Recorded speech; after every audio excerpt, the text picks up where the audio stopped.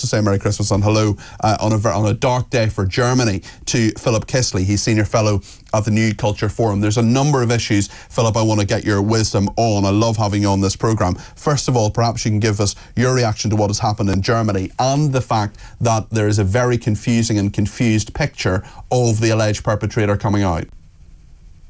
Yeah, well, first of all, hello, Peter. It's great to talk to you again. Thank you.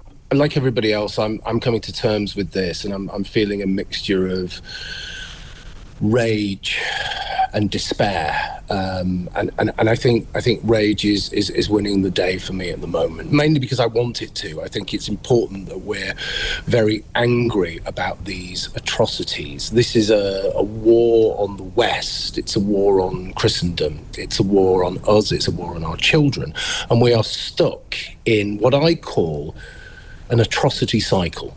And this cycle is just going to spin faster and faster and faster. Yes, this is in Germany, but it could well be in Britain. We have our share of them. It's an attack on the West, as I say. One of the problems we've got is that we are not really acknowledging that Islamism, extreme Islamism, is waging a war on us.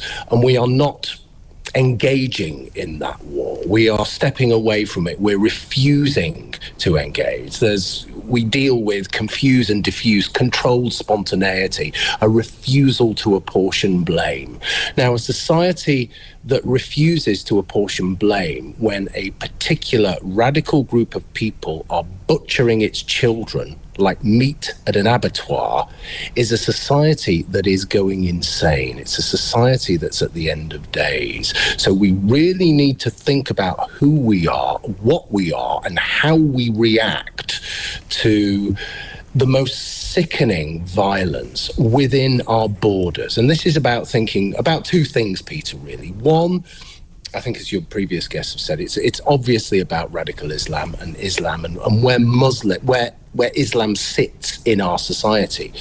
But two, it's also about mass immigration. And we have to think about this person who allegedly came to Germany in 2006 from Saudi Arabia. Why did he get into Germany? Why did he come to Europe? Who's responsible for opening the doors? And I think there are a lot of questions as well, Philip, in regard to how he portrayed himself, what he said he was versus what he was. And I don't think we can take at face value, nor should we, because if anybody engages critical thinking as you, Philip, how he portrayed himself versus what his actual thoughts, motivations, considerations and actions actually were. Because Saudi Arabia wanted him back, they alleged all sorts of very tricky things and very difficult and very serious charges against him. He said essentially that he was helping people flee a regime. We just don't know, and okay, it's less than 24 hours, and the picture that we're building of this suspect is a confused one. Yeah, I mean, it's confused, it's confusing, it will get worse. But there's an element of gaslighting going on here, I think. There's this sense of, oh, well, we don't know. We kind of do know something. We know that... But what do we know, Philip, from what you've read and considered about it? What do you think we can say definitively about this suspect? Yeah, we know that an immigrant from Saudi Arabia who came to Europe has mutilated and attacked and murdered a load of people in a Christian Christmas market. Those are the facts, okay? Those are the facts. Mm-hmm. And we'll probably be more deaths and all the rest of it, but those are the facts. So we can extrapolate from there, and we can think about the context, the conditions in which this has happened, and we can think about recent history, and we can think about other atrocities, and we can think about the narratives and disinformation around other atrocities like like Southport, for example, and think about where we get there. So we can't make any kind of hard and fast decisions at the moment. But we do have to be sensible about this, and we do have to think about the person who perpetrated this. Yes. Yes, and those questions will be there and will remain. I see the Mayor of Magdeburg, the City Mayor Simone Boris, has announced a memorial service will be held at 7 o'clock tonight, German time, at 6 o'clock UK time. He says, "I'm shocked, deeply affected, and my heart goes out to the victims and their families." She said, sorry, it's a woman, of course. She thanked the emergency services and everyone who offered help after the terrible attack. "I could never have imagined that Magdeburg would be affected by such an act." But, I mean, the fact is, Philip, that we could imagine that this would happen, because it could happen anywhere, and we have seen those Christmas market attacks before. We have seen them happen in Germany before, and there are many people worried that this kind of thing could happen in the United Kingdom as well. Now, if you go to any Christmas market in the UK, I'm thinking about Manchester in particular, you will see police armed to the teeth walking around these markets, but also concrete bollards surrounding them. You know, terrorist-proof concrete bollards surrounding wooden toys and Christmas trees and fake snow, and a general celebration, a lovely, cute celebration of Christmas and our culture. That juxtaposition is just frightening, and we really need to address it. Yes. How do we address it? What do we actually do, Philip? How do we get through this, and how do we stop this happening and this sort of thing happening? I think, first of all, we have to acknowledge that we have a problem. There is a ideology within our borders, and I'm talking about the whole of Europe here, that wants to destroy us. And I'm not just talking about this particular instance. I'm talking about all of the atrocities. I'm talking about the number of Islamists on the MI5 terror watch list, for example. I'm talking about the hate marches. I'm talking about anti-Semitism. I'm talking about all of that stuff. We have a society that has become a sectarian society, and I think this is the same across Europe. We need to address that sectarianism, and we need to be able to put our country and our culture first. So if people want to live here, they have to engage, appreciate, and respect who we are. And they have to take that on board to a certain level as well. It's all very simple stuff. My father came to Britain in 1959. I'm from immigrant stock, but he didn't want to impose himself on society. He didn't want to bring his own religion, his own ideology. He just wanted to marry an English woman, have children, start a business, and assimilate. And I think that whole model should be something that we're thinking of. But the main thing is to stop mass immigration, because we just can't we can't keep up with it.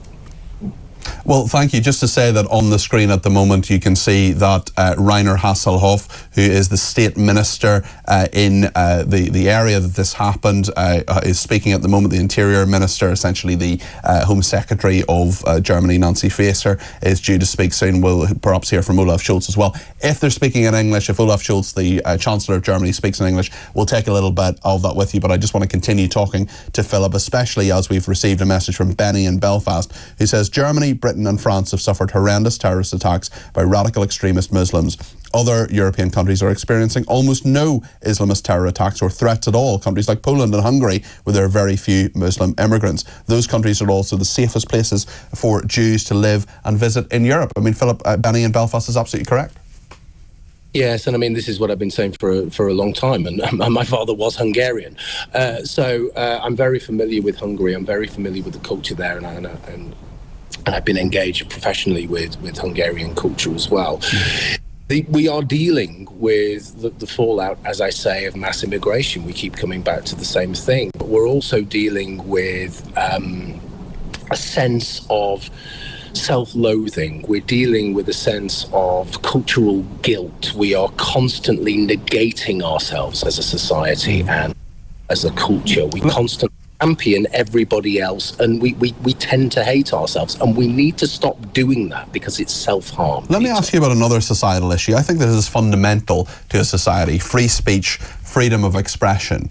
And we're in a situation with another story which I'm really angry about this morning. This is the judge in the Sarah Sharif case saying the press can't be trusted to be fair, he has controversially blocked the identification of the professionals. They missed 15 opportunities to save this little girl, Sarah Sharif, and now a High Court judge says he has imposed an anonymity order to prevent, as he puts it, a virtual lynch mob, because he did not believe the media could be trusted to report matters in a fair, accurate and responsible way. That, to me, shouldn't be his decision to make. Philip, what do you think? It's not his decision to make. It really isn't. It's outrageous that he's saying that. I mean, he's treating the general public like idiots. He's infantilizing us, and he's treating the press with contempt. We have a right to know what's going on. If you think about the unrest earlier in the year, when we'll talk about Keir Starmer in a moment, because people were concerned, they weren't listened to, they weren't given correct information, so they took to the streets because the disinformation around Southampton and Southport, yeah, and the lack of information and the downright censorship absolutely drives people wild. Now, we need to know about this, because if people at the sharp end are not picking up on obvious, terrible abuse, then we need to know who they are. But also, if they are picking up on obvious and terrible abuse and they're reporting it further up the line, we need to know about that too, because then we can think about these systemic errors and this systemic prejudice. We can't do any of that. But the worst thing about this is this judge is just so completely out of touch.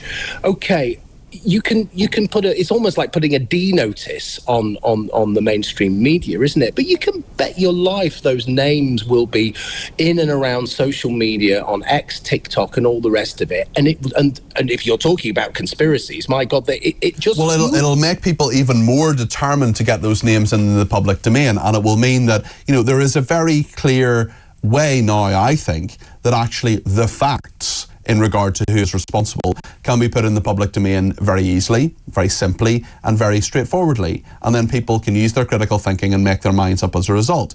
What will happen now, as you correctly say, Philip, is that the names will get out in ways that are not straightforward. There is no control over it. There is no legality in some of it as well. And this will absolutely fuel all sorts of conspiracy theories in a very straightforward case of neglect, of the fact that those people, I mean, there shouldn't be a discussion about whether they should consider their positions. They should all be resigning anyway.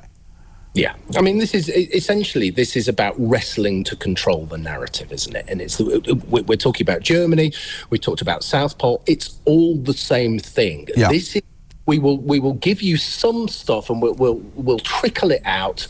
We'll give you what we think you can handle, and that's so unbelievably patronising. What we think you should know, because this is our narrative and we want to control it, and anything else is conspiracy, it's hatred, it's Islamophobic, all the rest of it. That really isn't the case. People want to know what's happening, and they don't want to be fed like porridge a controlled narrative.